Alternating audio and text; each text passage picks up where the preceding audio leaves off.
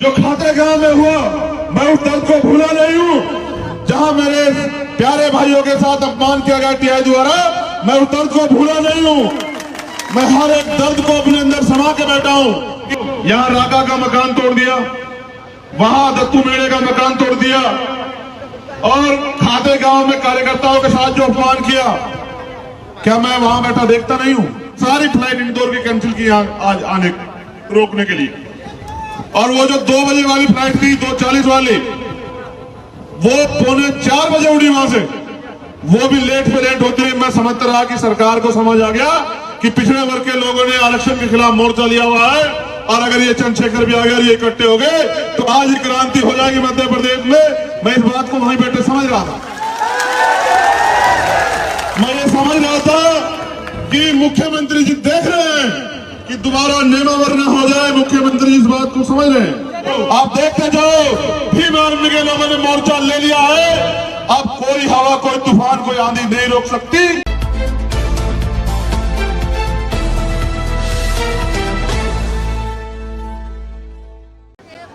बहुजन समाज में जन्मे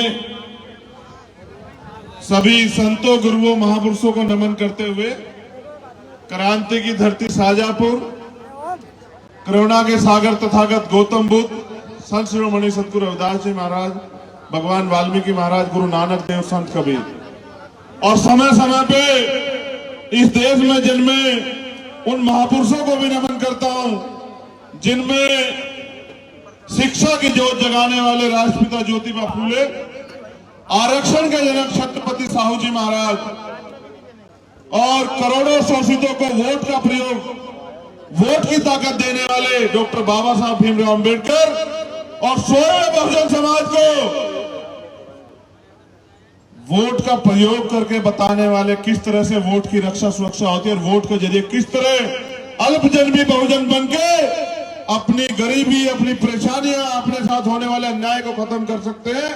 ऐसे नायक मान्यवर साहब काशीराम को नमन करते हुए मैं धन्यवाद देता हूं आपका। मैं आपके प्यार को शाहजहांपुर के जिम्मेदार साथियों, मेरी बहनों, माताओं, बुजुर्गों, नौजवान साथियों, मैं जब तक जिंदा रहूंगा शाहजहांपुर का प्रेम आज के बाद नहीं भूलूंगा, मेरा वादा। पूरी जिंदगी में शाहजहांपुर के लोग, मैं फर्श पे रहूं या अर्श पे रहूं, पूरी जिंदगी में याद करके देखना, आपके इस प्यार का कर चुका के दूंगा आप लोगों को, मेरा वादा आप लोगों से। लेकिन मुझे आपसे कुछ कहना है, और अगर वो बात आप नहीं सुनते, नहीं समझते, तो फिर काशीराम साहब एक बात कहते थे कि जो कौम अन्याय अत्याचार के खिलाफ आवाज नहीं उठाती, वो लाशें उठाती। लाशें उठानी पड़ेगी। अगर आप निकम्मे, निठल्ले, झूठे इन नेताओं के चक्कर में आते रहे, जिन्होंने यहां भोपाल में, मध्य प्रदेश में अन्याय अत्याचार की पराकाष्ठा लिखी है, जो खाते गांव में हुआ, मैं उस दर्द को भूला नहीं हूं। जहां मेरे प्यारे भाइयों के साथ अपमान किया गया टीआई द्वारा, मैं उस दर्द को भूला नहीं हूं। मैं हर एक दर्द को अपने अंदर समा के बैठा हूं, इस भरोसे के साथ कि अब आने वाले समय में तुम इस दर्द का जवाब वोट के जरिए देके, और अपने बीच के लोगों को विधानसभा भेज के मेरी हिस्सेदारी मध्य प्रदेश में सुनिश्चित करोगे। यहाँ की सरकार के बीच जो है अपना झंडा और डंडा बुलंद करोगे, और इनको बताओगे जो अधिकारी कर्मचारी सरकार की सह में हमारे लोगों का शोषण कर रहे हैं, उनको मुंह तोड़ जवाब जो है वो कानून के जरिए देने का काम करोगे। चिंता मत करो, समय तुम्हारा भी आएगा। समय इंतजार नहीं करता है, समय रोके रोके नहीं रुकता है। देखो, मैं दर्द बताता हूं आपको। यहां राका का मकान तोड़ दिया, वहां दत्तू मेड़े का मकान तोड़ दिया, और खाते गांव में कार्यकर्ताओं के साथ जो अपमान किया, क्या मैं वहां बैठा देखता नहीं हूं? मैं देखता हूं, मगर मैं दर्द से रोता नहीं हूं।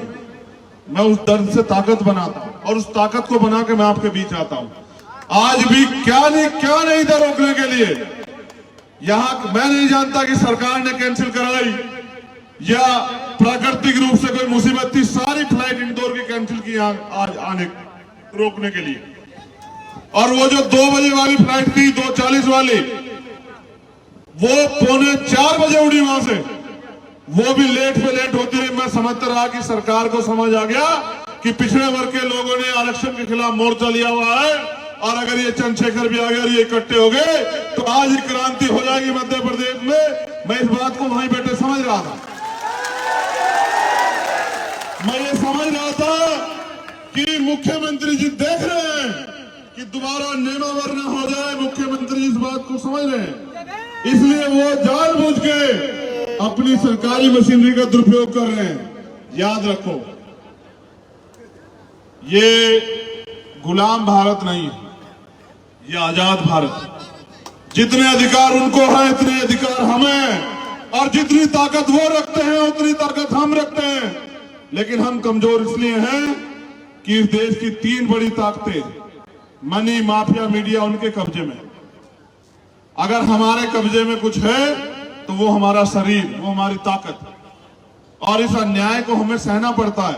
हमें पता है शिविर में जाएंगे तो मरेंगे, लेकिन फिर भी अपने बच्चों के पेट पालने के लिए शिविर में उतरना पड़ता है। ये दिया है सरकारों ने हमें। 70, 71, 72 साल हो गए हमारे लोग भरोसा करते रहे कि ये लोग हमारे लिए कुछ करेंगे, लेकिन उन्होंने किया क्या? रोटी, कपड़ा, मकान से ज्यादा की लड़ाई वो आगे नहीं बढ़ा पाए। अभी तो इस देश में स्वाभिमान सम्मान की लड़ाई अधूरी है। मैं समझता हूं कि जब तक इस देश से सामाजिक गैर बराबरी और आर्थिक गैर बराबरी नहीं खत्म होगी, एक गरीब को उतने साधन संसाधन नहीं मिलते जितने इन सरकारों के वीरों को मिले हुए, तब तक ये लड़ाई अधूरी। आप चिंता मत करो, आप देखते जाओ। भीम आर्मी के लोगों ने मोर्चा ले लिया है। अब कोई हवा, कोई तूफान, कोई आंधी नहीं रोक सकती।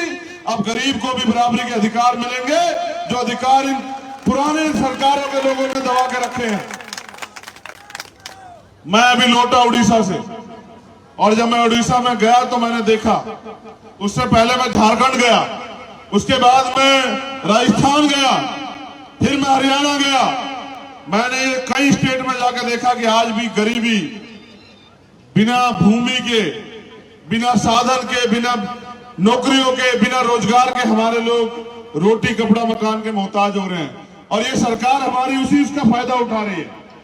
आप क्यों समझ, आपको क्या लगता है ये अन्याय इसलिए हो रहा है कि हम कमजोर हैं? नहीं, ये अन्याय इसलिए हो रहा है क्योंकि अब आप लोग ताकतवर होने वाले हो रहे हो। आप लोग ताकतवर होने वाले हो रहे हो, आप इकट्ठा होने वाले हो रहे हो, तो सरकार को लग रहा है किस तरह से इनको रोकना है, इनको डराना है, धमकाना है। ऐसा प्रयोग ये मेरे ऊपर करके देख चुके हैं। इन्होंने मुझे 16 महीने बंद रखा, लेकिन 16 महीने में मैं इनसे डरा थोड़ा ही।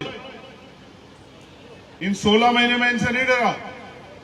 कल मैं उड़ीसा में था, कुछ बीजेपी के लोग मेरा विरोध करने के लिए आए। मुझे कार्यकर्ता कहने लगे भैया गाड़ी के ऊपर खड़े हो जाओ, तो मैंने कहा यार सभा में चल रहे, देर हो जाएगी। उन्होंने एक और बार कहा, मैं समझ ही नहीं पाया। जब मैं आगे निकला तो मैंने देखा कुछ लोग उधर दूसरे कोने में खड़े नारे लगा रहे हैं। तो मैंने पूछा कि ये कौन है? कह रहे ये आपका विरोध करने आए थे। तो मैंने कहा इनको ये तो समझाओ कि लुक के कौन विरोध करता है, सामने आके विरोध किया जाता है। ये जो वहां छिपके मंदिर की ओट लेके विरोध कर रहे हैं, वहीं अंदर खड़े होकर नारे लगा रहे हैं। अगर भाई इनको कुछ कहना है तो सामने आ जाए, लोकतंत्र है, इनका अधिकार बैठता है। और हो सकता है कि ये सामने आ जाए, और ये अगर दलित, पिछड़े, आदिवासी या अल्पसंख्यक समाज के हुए तो मैं इनको समझा के 15-20 मिनट में भीम आर्मी में शामिल करा दूंगा। इनके और लोग कम हो जाएंगे, आप देखो। ये आजाद भारत है, यहां लोकतंत्र है, संविधान। जब संविधान नहीं था तो राजतंत्र था। राजतंत्र में तलवारों से लड़ाई जीती जाती थी, बंदूकें चलती थी, लाठियां चलती थी। ये लोकतंत्र है, यहां तलवारों बंदूकों से कोई लड़ाई नहीं जीतता है। यहां बाबा साहब अंबेडकर ने अपने 4 बच्चे कुर्बान करके हमें एक ताकत दी है, और हम पे अवसर आता है 5 साल में कि उस ताकत के जरिए हम अपनी गरीबी, परेशानी, बेरोजगारी, अन्याय, अत्याचार, जुर्म जाति खत्म कर दें। शाहजहांपुर के लोगों जैसे आज जागे हो, अगर आप मेरे कहे अनुसार आने वाले 1 साल और जागे ना, तो मैं गारंटी से देता हूं कि फिर आपको मेरी जरूरत नहीं पड़ेगी। यहाँ फिर ऐसे लोग तैयार हो जाएंगे जिनकी कलम में इतनी ताकत होगी कि घर गिराने वाले सलाम करने के लिए सुबह सुबह तुम्हारे घर के सामने आया करेंगे। चिंता मत करो, समय बदलेगा। हर एक कमजोर का, शोषित का समय बदलेगा। ये लड़ाई, फिर कह रहा हूं, रोटी कपड़ा मकान की नहीं, ये लड़ाई है समता, समानता, बंधुत्व, भाईचारे की। ये लड़ाई है अधिकारों की। कब तक हम लोग जो है सड़कों की लड़ाई लड़ेंगे? आप लोग सुबह से यहां इतने बड़े पैमाने पर शामिल हैं। जितने लोग यहां शामिल हैं उन्होंने अपना काम भी छोड़ा। अगर आप दिन के 2 घंटे, 1 घंटा भी अगर मिशन को दे दोगे तो मैं लिख के कहता हूं कि जिन चीजों से आप परेशान हो, आप अपने चेहरे देखो। थोड़ी देर हंस के सोचते हो कि हम खुश हैं। कहां से खुश हो? आज भी अमीर का कुत्ता एसी में सोता है और हमारे लोग बिना छत के सोते। कहां से खुश हो तुम लोग? कहां से खुश हो? अगर तुम इसी को खुशी मान बैठे तो मैं क्या करूं? मैं तो ये मानता हूं जब तक इस देश में आर्थिक समानता नहीं आएगी, जब तक गरीब और अमीर बराबर नहीं होंगे, सब लोग बराबर के हिस्सेदार नहीं होंगे, तब तक कहां की ऐसी खुशी? क्या बाबा साहब ने अपने 4 बच्चे इसलिए कुर्बान किए थे कि उनकी आने वाली संतानें इस देश में गुलाम हो जाएंगी? मैं तो ऐसा नहीं मानता कि बाबा साहब ने अपने बच्चे इसलिए कुर्बान किए थे। बाबा साहब ने तो अपनी पत्नी को भी कहा कि मैं राज रत्न की परवाह इसलिए नहीं कर रहा हूं क्योंकि मेरे करोड़ों बच्चे जो है गुलाम हो जाएंगे। लेकिन उनके बच्चों को, उनके मिशन को आगे बढ़ाना चाहिए, नहीं बढ़ाना चाहिए? बताओ। बढ़ाना चाहिए, नहीं बढ़ाना चाहिए? बताओ। आप गुलामी सहने के लिए पैदा हुए हो क्या? आप जुल्म जाति अन्याय सहने के लिए पैदा हुए हो क्या? क्या गुलामी, जुल्म जाति तुम्हारे हिस्से में किसने लिखी है क्या? देखो, बात सुनो, घुटनों के बल रेंग के नहीं चलेंगे।